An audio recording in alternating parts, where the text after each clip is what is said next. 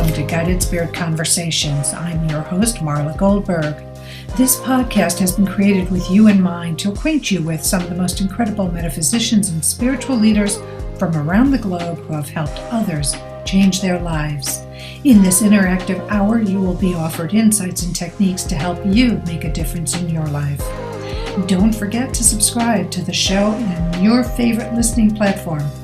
And here we go, on to the show. Hello, everyone. How are you doing today? It's me, Dr. Marla Goldberg. Well, I have a lot to cover. I have a lot to talk about. I have a lot of announcements to share. So this show is a part of my path to self-love. I don't even know what you want to call it, but I'm putting a series. It's a series.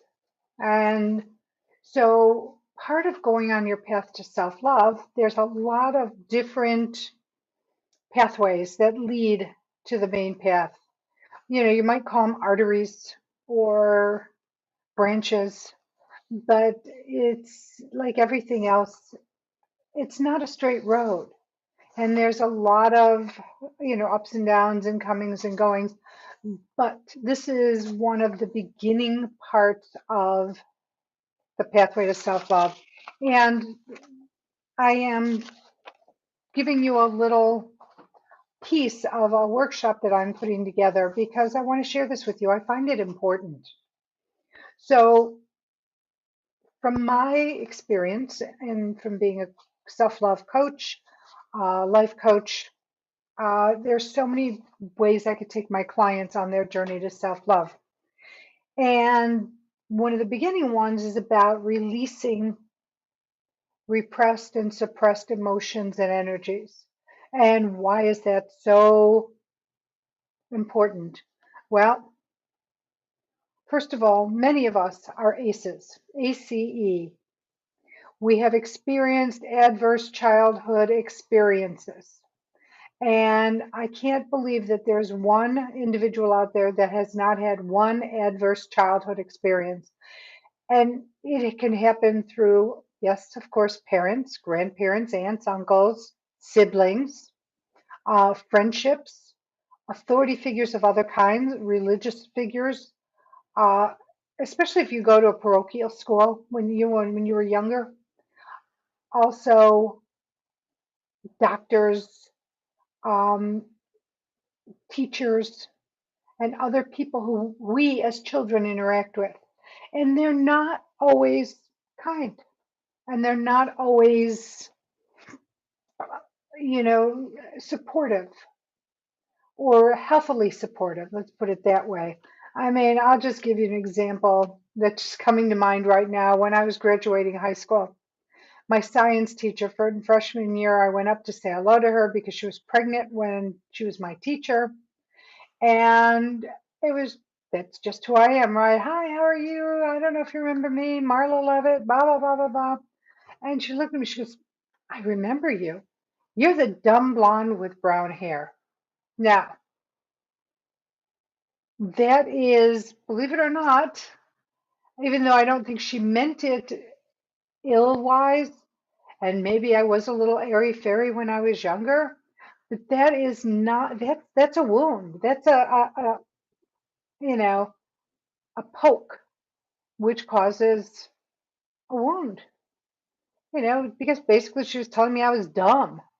Well, I've never been dumb. I've been flighty, I've been spacey, I've been confused, but never dumb. And so that's just one example of, an experience. And we all go through them. And what happens? Well, because of the hurt we experience, the shame, the embarrassment, um, there is much that we, take in, we repress or we suppress so that we don't have to deal with what we're feeling. Excuse me, my mascot is calling. This is not the time to do that. Come here. Come here. I have to apologize. Little Haniel does not want to be in her playpen. So she's here with me. So please bear with me. I apologize for the unprofessionalness of this, but I think it's better than a whining dog in the background. So that being said, um, so we repress the emotions. We repress, all these things because we're embarrassed. We don't want to let people know that we're vulnerable or that what they have done hurt us or made us feel rejected or abandoned. And those are some of the causes of ACE. It's, I'll talk about my childhood because I've had a highly dysfunctional childhood. As you know, if you've read my book, My Fucking Long Journey to Loving Myself, A Guide to a Shorter Path, you heard me talk about it. I'm very open about the dysfunction in my household. It was brutal. And I walked away in my adulthood with a lot of wounds. My parents fought constantly. My brother, sister, and I fought constantly. Nasty things were said to each other. We were never talked to about the power of words, that power of what we say and how it can affect another. And and here's the reality. By affecting, so if I said something horrible to them, um, who knows what if they use the same nasty words or mean things to say to somebody else. And it just ripples on how it affects people. And it affects how people do things moving into adulthood, decisions that they make. And that's another avenue I talk about is choice. Um, which I'm not going to get into now, but I'm going to continue down this path about, being wounded. We are walking wounded warriors, each and every one of us, to one degree or another, and how it affects us. Um, so I'm going to go back to my childhood. I mean, I knew I was unhappy. I just didn't realize that this was not a normal thing the way I lived my life. I thought everyone lived their life that way. And a lot of people did, or worse, and a lot of people did not um, have those wounds, did not have those issues growing up. And how it affected me, oh, and then not only what went on in my home, I was bullied. I was one of these individuals that was traumatically bullied. And it was horrible. I would go to the library and I'd come out and I'd get surrounded by a group of gals and I'd start being pushed and they'd start calling me names. They'd surround me. It was scary. It was scary because I was alone. It was scary because there was nobody coming to my defense. There was nobody coming to help me. And it was scary because I didn't know what was going to happen. And I felt shame by it. I felt rejection. I felt confusion. I couldn't understand why I was being picked to be bullied. And I know many of you, especially with cyberbullying and things like that, don't understand why you're the chosen one or one of the chosen one. Why people are coming after you. What did I do to deserve this? And it's humiliating and there's a wound attached to it and you feel like a loser. I was never a loser and it was really never about me, but I didn't realize that it was about them because I had no one in my life helping me through this situation. And so my wounds, I would repress it because I refused to let people know that they hurt me or they scared me. And so I would put on my bravado. And in that bravado, I would again push everything down so I wouldn't let anybody know how it was affecting me. You've heard me use my phrase, the Scarlett O'Hara effect. Because in Gone with the Wind, where Scarlett O'Hara kept saying, "Fiddly dee, I'll deal with this tomorrow," that's a way of repression. They don't, in the movie, there's a lot of vows made, but that's not the point of this conversation. It is about um, how you're affected and how it affects your life. So let me share with you some causes of becoming an ace. Verbal, physical, sexual abuse, neglect, alcoholic parents. Because when parents are alcoholic, they're not there. When they're drinking and numbing themselves, they can't be there for you. They can't be there to guide you, to help you, to give you really focused, clear headed direction. There's abandonment. There's mental illness of a family member. Because again, when somebody is, and when I say mental illness, it could be mental challenges, it could be depression, bipolar, schizophrenia. Those are just a couple of borderline personality, narcissism. And those are some areas of mental challenges, mental illness, that really affect other people. There's abandonment.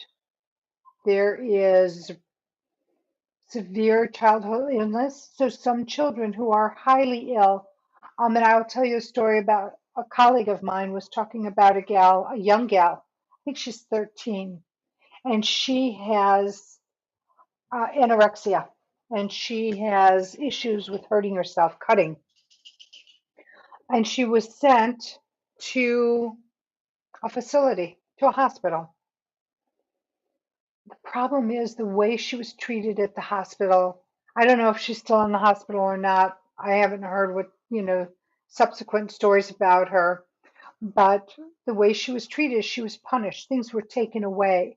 And so not only was she wounded enough to be anorexic, to try to control her life through anorexia and hurting herself, but then you go to a facility that's supposed to be helpful and supportive, and she's cutting.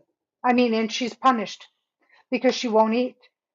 And they're trying to force her to eat, and they're threatening her, and they're removing everything out of her room. The things that she enjoys, like it might be drawing, or it might be um, drawing, or it might be listening to podcasts, whatever it is. They take it all away, so she has nothing. Now, there are punishments like that for reasons, but when you're trying to get someone who's highly wounded to start eating or start complying, there are ways of doing it. My personal feeling, though I'm not a medical doctor and I'm not a mental health doctor, but that wasn't working. It's not working, and all it does is make her angry, and it makes her resolve stronger. So I'll show them and continue to stop eating. I mean, it's um, it's heartbreaking. And this poor young child, because she's still a child at 13, um, she's going to take not only what brought her to that hospital with her, but what happened at the hospital. She is going to take that into her life, and it's going to affect how she sees things and how she makes decisions. Learning disabilities are challenging and contribute to adverse experiences, extreme bullying, being a refugee, natural disasters, and the list goes on and on and on. I don't think that's a complete list, but those are, I would say, the top, how many I mentioned, 10, 15. Anyway, so what happens when all these things happen? You keep pushing down and suppressing because it's really hard to face things because you start believing the things people have said and done to you. You're a loser, you're this, you're that. But you don't want them to know. So you push it down instead of dealing with the emotion and crying and screaming. Some of you may do that. I know I was not one of them. Actually, I became one of these people that even though I find crying to be so cleansing and I find it to be so cathartic, I find it, I still repress things because I felt shame. I felt rejection. Um, it hurt my heart. And I couldn't, and here's the thing, if I was one of these people that, came out with my fists up with everyone and was really confrontational, but that wasn't the child I was. So for me, it was like, why is this happening to me? And no one could explain it. And to top it off, I would talk to my mother, and my mother was so ill equipped to give good, solid, supportive guidance that it only added the fuel to the fire that I was dealing with. And I don't blame her. She just was ill equipped, as was my father. And you can tell by how we were raised, right? Um, and the emotional scars were born. And so, what happens when this? You shut down, you numb out. That's why people drink or take drugs or are sexual addicts. I mean, addictions start from a place, right? Addiction to shopping, addiction to whatever it could be. It could be your device, TV. Now when you can stream, you don't have to wait a week. Like the TV when I was brought up, you had your episode and then, okay, I'll see you next week. Same time, same station. Well, it's coming back, but not like it used to be. Because if you missed a show, you missed a show. Now, if you missed a show, you get to catch up on it on your streaming service. Um, and here's the thing, when we repress, so I'm going to show you this very full bottle of water, right? So full, it comes up to here. You can't put any more water in here. This container cannot handle it. And that's what happens on an energetic layer when you repress and suppress your emotions. You can only hold so much down before you will regurgitate all over yourself. It's it's not a pretty sight. It's happened to me when I was 27, and my life just imploded. And for the first time in my life, I had anxiety. I had never had anxiety before. And I dealt with depressive issues, obviously from breakups and sad things that go on in one's life, but never anxiety. And it was to the point where the room would undulate, so feel like it's closing in on me like this. And it's weird. It's like something you might see in a movie. And that's what I had ended up experiencing because of all of my wounds and my repressing of emotions. And then I got help and I got through it and it went back and forth.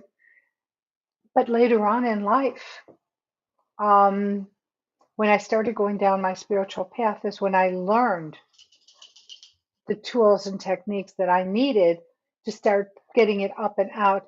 But I want to digress. I want to go back to um, abandonment, because abandonment is huge.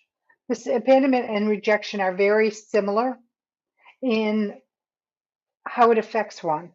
So this is how it happens in when you become an adult, based on the repression and not dealing with these issues. So with abandonment and rejection, what can occur is that quality of relationships. And this is big because so many of us are not taught how to really maneuver relationships, right? So people with abandonment issues, and I had an abandonment issue, or many abandonment issues. And this would happen to me, and I know it's happened to many people because I have clients that talk to me about these things. So it's getting attached too quickly in a relationship. Now, it doesn't have to be a romantic relationship. You can cling on to friends, and you could start, um, excuse me, someone's chewing my microphone, cling on in relationship. So you can become very needy in relationships, both friendships, professionally, romantically. Or you go the other way. You don't want to be committed. Or you might attach to somebody, but yet be afraid of committing to a relationship with them, or you don't want to get attached. You have a lot of room between yourself and another. You just keep everyone at arm's length, or you stay in relationships that don't serve you. You stay in them way past their expiration date. You don't leave them, or you distrust. You don't trust people's motives. You don't trust what people are looking for from you, and because or you don't trust that someone won't cheat on you, because cheating is a big thing, um, in terms of putting fuel on fire of people who are wounded.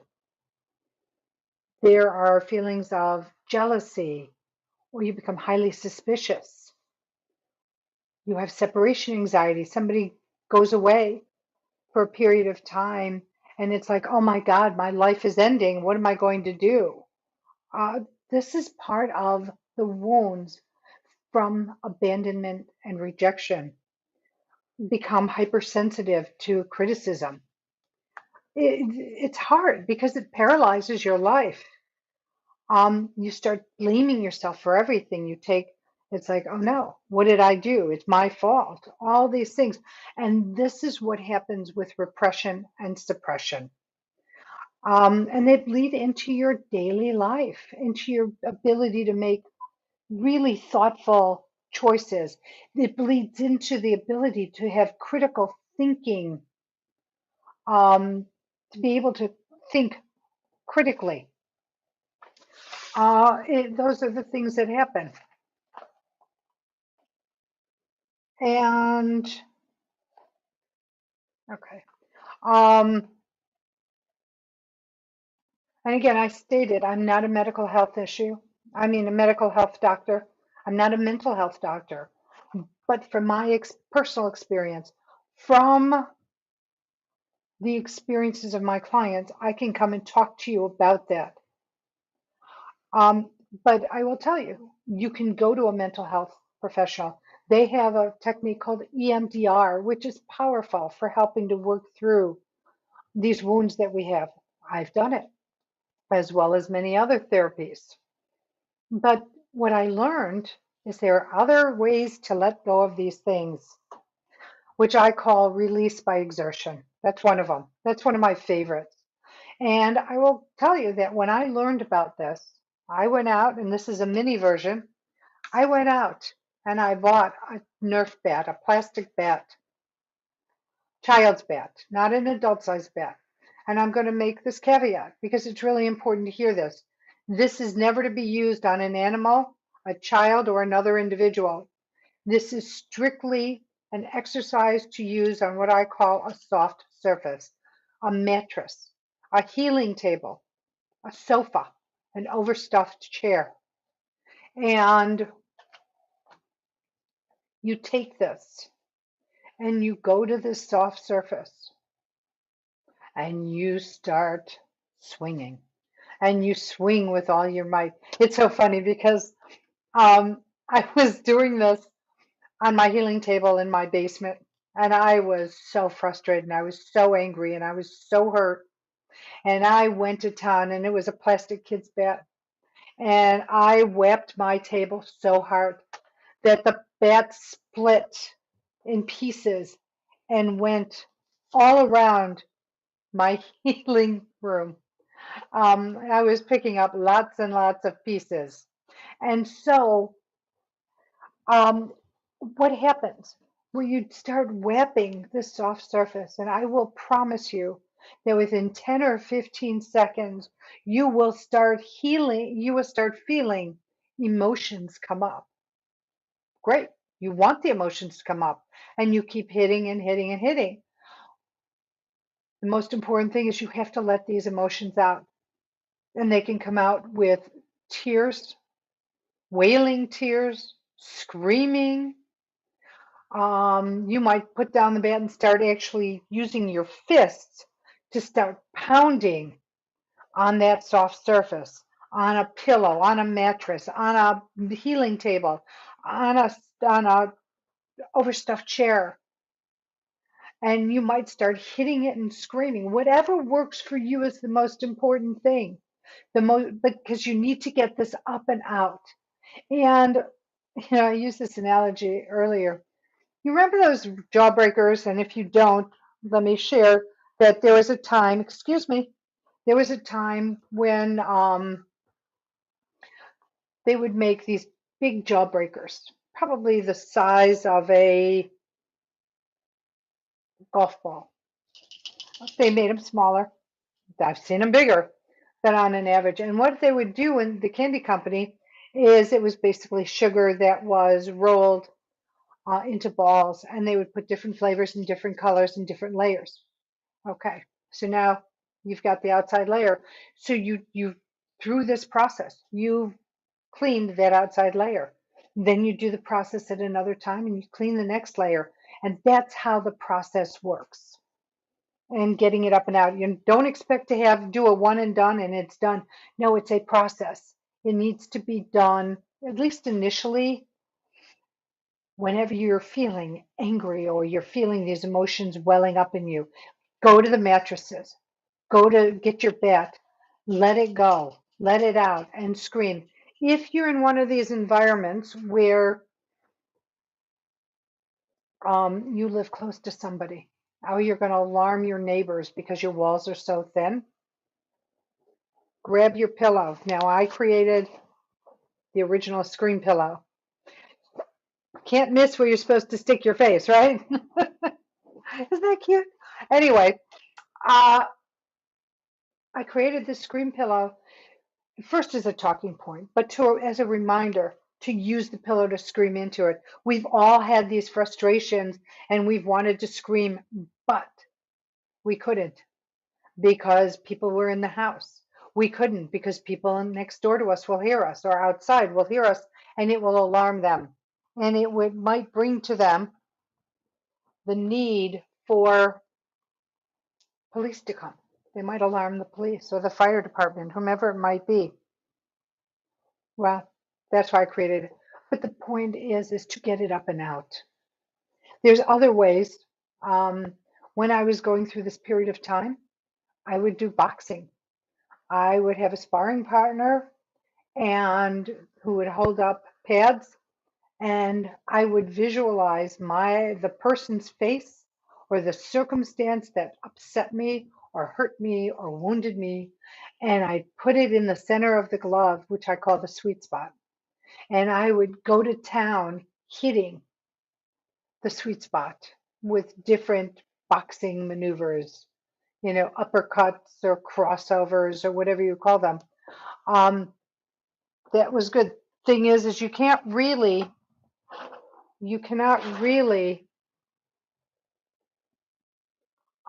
scream and cry unless you're truly in a safe and private place. The other thing I've done is I would use it when I played tennis. Again, put it on the tennis board when I served. Boom. I didn't cry or scream, but it was a release nonetheless. Um, I have a friend who lives in the woods. Her house is on stilts. And what she would do when she would get angry or frustrated is she would go to the dollar store and buy very cheap dishes. And because this wouldn't hurt anyone or anything, she would start swinging the the dishes off her balcony, off her back porch. And she would, excuse me, sorry, she would start swinging, flinging, that's the word I'm thinking of, flinging the dishes and the cups and the saucers off the balcony. And she would start flinging it. And it does give you some feeling of satisfaction. Other things one can do, well, journaling.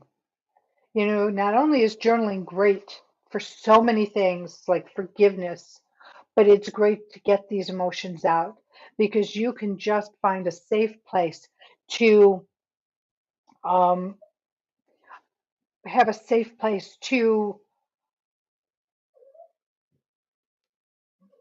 Write all of your about your hurt and your anger and your feelings about what's going on. Excuse me. Sorry. I'm sorry, my baby.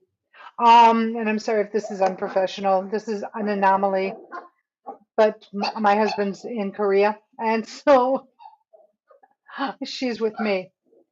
Um, Going back to this, here's the thing. Writing is so cathartic. Writing, getting it all out. The second part of writing it is burning it. Now, there's some things I'll say shred it, put it in water, watch the ink roll away. But in this particular case, when you really have a lot of toxic emotions and feelings going onto the paper, burning it and setting the intention that when you're burning this, all this toxicity, all these energies and emotions will now go and dissipate as it goes into the air, as it turns into smoke, and then watch it go. And what's really cool is if you have like a fireplace or a chimenea, uh, it's so cool. And you watch it and you do this at night, you will see the paper or the ash turn into figures, faces, things as it burns. It's phenomenal. So I definitely suggest you do that. Um, Meditating.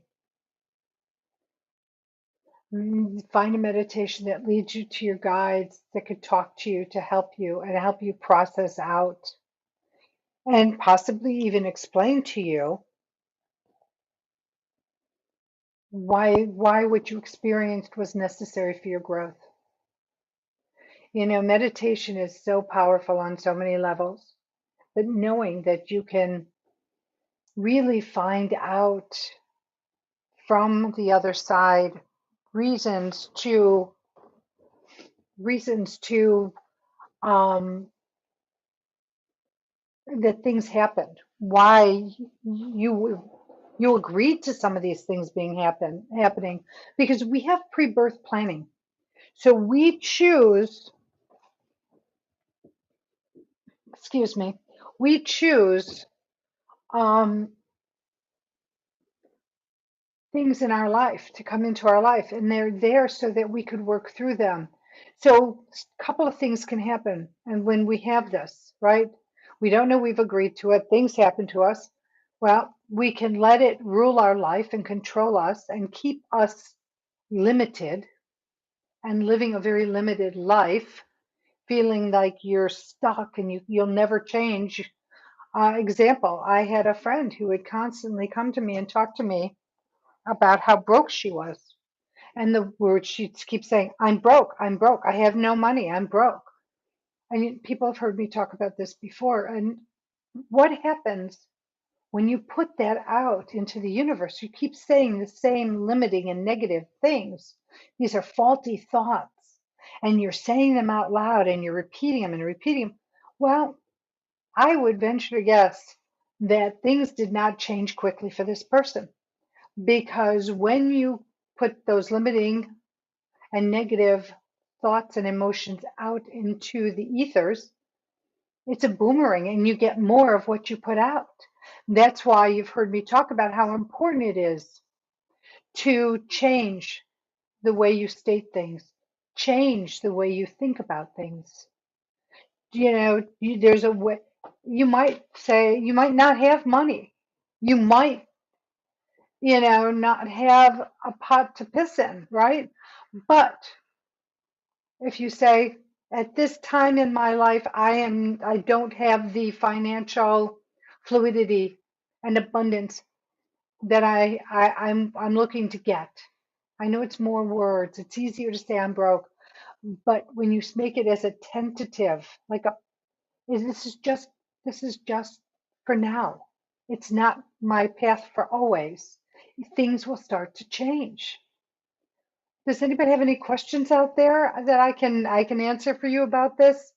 Because I know that there are questions that come up when things this kind of topic is brought to light, and I just want to make sure you have this. Um, I am trying to think of some other ways to talk about this. So what I want intentional movement is another way of releasing. Dancing, yoga, qigong, breathing. There's fire breathing. Oh my God. So when I went to my first mystery school, we would have to do what would be called, it's a movement meditation, but it was done for an hour. And there were movements that we had to do with things that we needed to do. But at one point, we had a screaming segment for 10 minutes where you screamed and hit the floor or hit a pillow or whatever to get it out. And then you would dance. And you would dance for 10 minutes. You would do ecstatic dance. And you would just move to the music however you wanted to. It could have been done in a very fluid and graceful way. It could be done in a very staccato kind of a way. But you would move. And then it would lead into 10-minute meditation. In yoga, it would be your asana. I'm sorry, not the asana, the savasana, where you would be in your corpse pose and you would just lie there and you would be quiet in a meditation for 10 minutes. And all of that was put into a 1 hour meditation. These are some of the elements I'm talking to you about because it's powerful to getting the stuck, the repressed, the suppressed emotions up and out of your system. And it's incredibly powerful. It really is. Have you ever done automatic writing? There are books on it. It's pretty simple. And what automatic writing is just that. You write not what you're thinking. It's not something that is consciously done, but you go into a meditation and you have paper and pen near you. And this is not a long thing. You can just take some slow, deep breaths. You get grounded. You set the intention that when you open your eyes, you are going to receive information or guidance on, and it could be, why did this happen? Or how to remove this? Or, my emotions are getting in the way, or my repression is getting in the way of my life. Why? What can I do to offset it? And then you open your eyes, you pick up the pen, you don't think, you don't edit, you don't judge, you just write. And if you don't have anything coming out automatically, start writing. I am automatically writing. I am automatically writing. I am automatically writing. And all of a sudden, you will start writing sentences and sentences and sentences. And you will start really just loading on that paper that's in front of you. And again, leave it be. When you're done with that segment, leave it be. Leave it, just sit with it. And then, after you've eaten, taken a walk, whatever it might be, go back and read what you wrote, because you will find that Spirit has given you very, very powerful information and understandings on what's going on, ways for you that's personal to you to release it. And maybe there's something that I haven't shared with you in this conversation that they're going to tell you to do. Maybe they'll create something new. I don't know, because it's all personal. It's like a fingerprint. It's like a snowflake or a crystal, right? It all has its own stuff. Then you just allow your process to happen for you. I'm going to take a break right now. It is charity shout out time. And so the charity that I'm supporting today in my podcast is St. Jude. I wanted a charity for children, and St. Jude is international. Though they're located in Memphis, Tennessee, where I used to live, St. Jude is, I mean, what a beautiful gift to give a sick child. A place to heal, a place with cutting edge technology, a place where they don't pay a cent. The parents don't pay a cent. They don't pay for their travel, their room, their board, nothing. Because the most important thing that when the Thomas family started this, Danny Thomas, the actor, started this, was for the children to heal and for the parents to be able to be there unburdened by worrying about how they're going to pay for whatever it is the child is going through. So please check out stjude.org. See how you can be of service for them, whether it's donation of money or you can find another way to donate, even if it's to help them promote the organization. But there are many ways that we can help. So thank you for that. Okay, I want to see what else I can talk to about this subject. I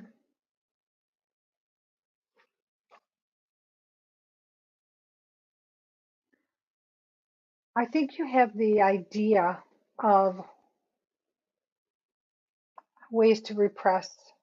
You know, when you repress this, it can also manifest, come through.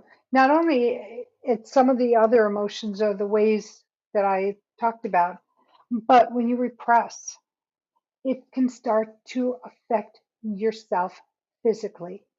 When you're angry and you don't heal the anger, you don't work through the anger, it can hurt you physically. So we have 7 layers, energetic, 7, 8 layers, energetic layers. And what happens is when you get ill, when you have disease, what happens is it comes through the furthest layer and we get holes and rips and tears, so it's able to get through the various layers until it affects the physical body. It can affect your heart. I have a family member who does not deal with, her wounds. And at 34 years old, I had to get a stent in her heart. It can turn you into a manic depressive. It just can, it can manifest in so many ways. It can manifest as cancer.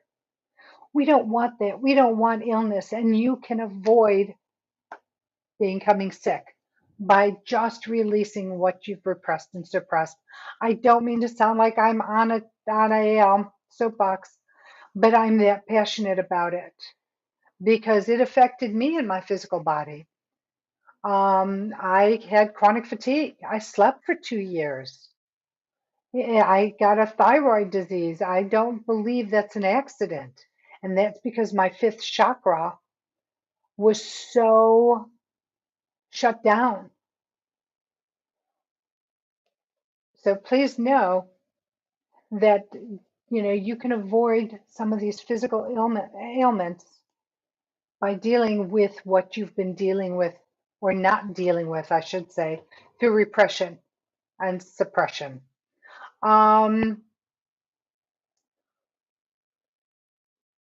So just to let you know, I'm working on some classes, some workshops on the path to self-love.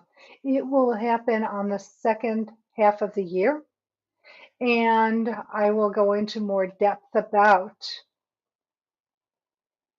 releasing uh, energies and emotions, forgiveness, the power in forgiveness, the power within your thoughts, the power of choice, the power of words. And I'm just using this. These aren't necessarily the titles of the segments, but this is what I will be going over in my classes. We'll start working on appreciation. I'll do a segment on raising your vibration, how to raise your vibration, and when your vibration's coming down, how to raise it again and keep it up there. Because the higher the vibration, and I've talked about this in the past, but energy meets you where you are. So if you're in a low energy, negative, faulty thoughts, depression, whatever, things come to you down there. Did you ever notice when you wake up and You get out of bed the wrong way, and all of a sudden it's just a domino effect of all these challenging things happening to you. Well, because your energy met you where you were. But have you had those days where you are just happy and joyful and gleeful, and all of a sudden it's like, I met the most amazing person, or I had the most amazing experience, or somebody gave me something, just out of it was so random, but it really wasn't random. That's about keeping your vibration high, self-acceptance, and ultimately getting to self-love. So I will be working on those classes, those workshops, again for the second half of the year, starting in June. I am also going to be doing more expos and speaking engagements. So if you're in the New York area, I will be speaking at Columbia University on the 15th of May, and the topic is going to be choice. So I'm going to be talking about another element of the path to self-love. Please check out my website at Marla Goldberg. Goldberg has 2Rs.com. I offer complimentary 20-minute consultations. You can find past interviews, blogs, my things, articles I've written, TV and radio interviews I've been on, and you can find my favorite things, where you can find books and products that I just love and recommend. Many are from my past guests, because I love what they do, and I want to honor their writing by putting them on my favorite things, because I like them. I support them. So please check that out. Marla Goldberg. Goldberg has 2Rs.com. Next week, I have Sally Crow. I'm not sure how to say her name properly, but Sally Crow is a natural psychic medium. She is a druid.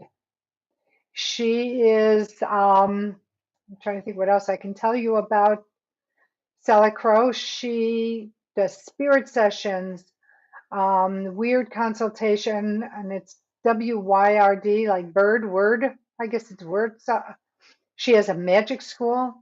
She combines all of this together so that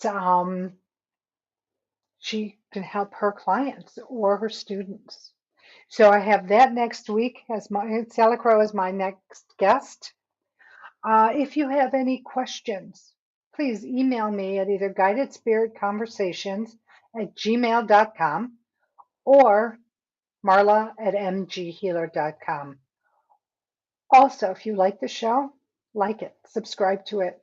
And I'd love to hear your thoughts about Guided Spirit Conversations, whether it's about something about myself, how I present the podcast, people you'd like to see on the podcast, interviewed on the podcast, and techniques that might be out there. I know I'm working on getting a human design practitioner to come on, because I know I haven't had human design on yet. And there's so many more.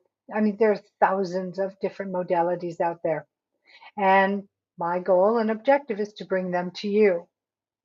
So I am going to round up the last episode of my 4th year, moving into my 5th year anniversary this April for Guided Spirit Conversations. I hope that I serve you well by the people and the topics that I bring on for you.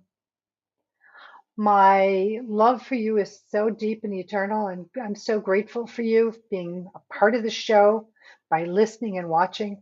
And I look forward to you being with me for the next 12 months as I go through my 5th year. All right. Well, thank you for tuning in. I hope that this conversation helped you, gave you some ideas, made you know that you're not alone, that so many of us, and I would say pretty close to all of the population, has dealt with some sort of adverse childhood experience that has affected their life, going into their young adult life to possibly their senior lives, because it hasn't been dealt with.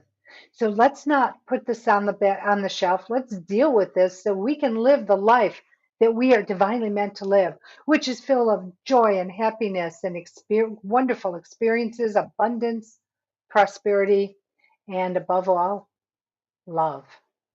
So I'll see you next week. Stay well. Take care. Bye for now.